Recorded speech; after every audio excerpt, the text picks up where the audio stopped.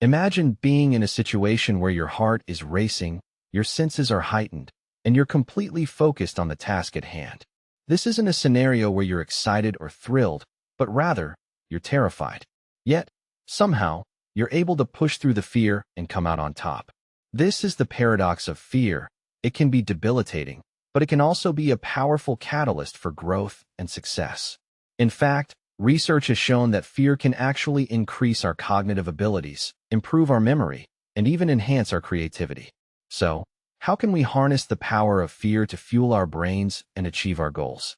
Let's start with the basics. Fear is a fundamental human emotion that's hardwired into our brains. It's a natural response to a perceived threat, and it's designed to keep us safe.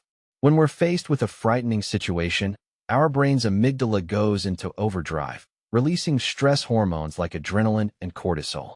These hormones prepare our body for the fight or flight response, which allows us to react quickly and protect ourselves from harm. But what's interesting is that this response isn't just limited to physical threats.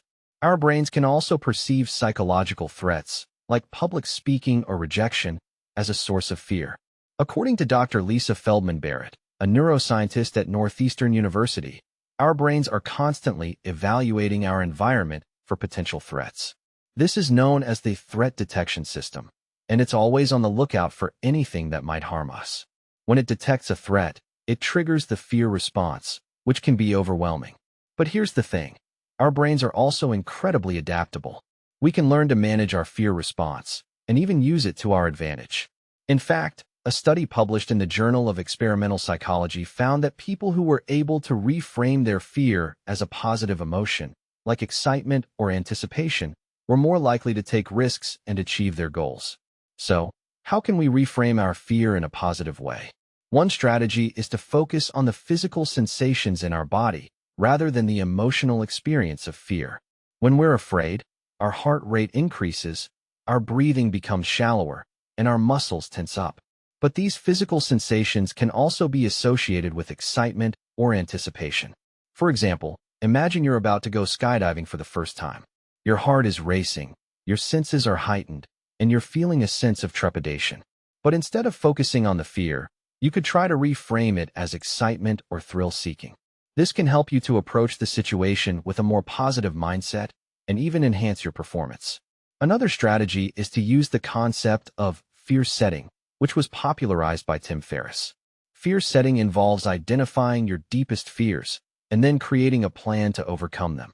This can be a powerful way to build confidence and develop a sense of self-efficacy. For example, let's say you're afraid of public speaking. Instead of avoiding it altogether, you could try to gradually expose yourself to the situation, starting with small, low-stakes interactions. As you become more comfortable, you can gradually increase the difficulty level until you're able to speak in front of a large audience. The key is to approach your fears in a gradual and controlled way, rather than trying to avoid them altogether.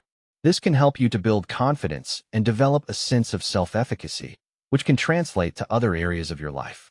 In fact, a study published in the Journal of Personality and Social Psychology found that people who were able to confront their fears in a controlled environment were more likely to develop a sense of self-efficacy and even experience a boost in their overall well-being. Now, you might be wondering how fear can actually fuel your brain. The answer lies in the concept of neuroplasticity, which refers to the brain's ability to reorganize and adapt in response to new experiences. When we're faced with a frightening situation, our brain is forced to adapt and respond in a new way.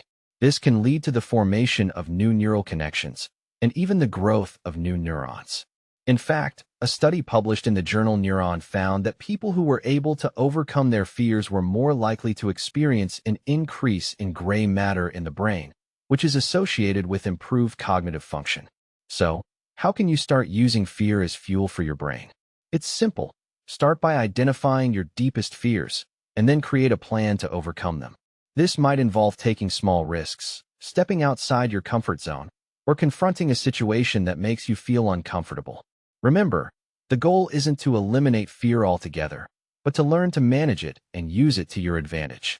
With time and practice, you can develop the skills and confidence you need to overcome any obstacle and achieve your goals.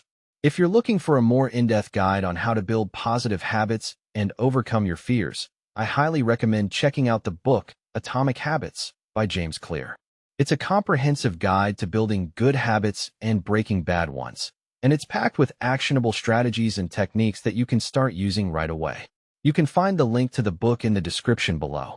And if you like this video, be sure to subscribe to our channel for more content on psychology and human behavior. We're always looking for new ways to help you improve your life and achieve your goals, so be sure to hit the notification bell and join our community. Thanks for watching, and we'll see you in the next video.